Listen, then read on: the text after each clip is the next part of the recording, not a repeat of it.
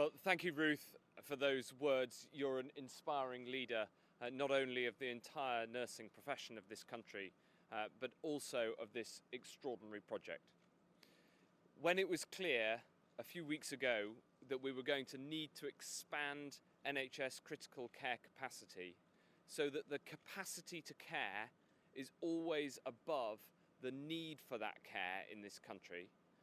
the idea was dreamt not long ago of having a new hospital, and this London NHS Nightingale Hospital,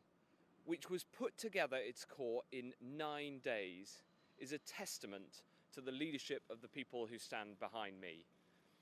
And as Secretary of State, whilst I do everything I can to help this country to respond to this awful virus, I am privileged to be able to draw on the capability and the leadership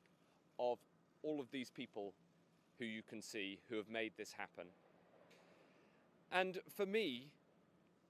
making sure that the NHS is always there for us, as Health Secretary, has always been my top priority.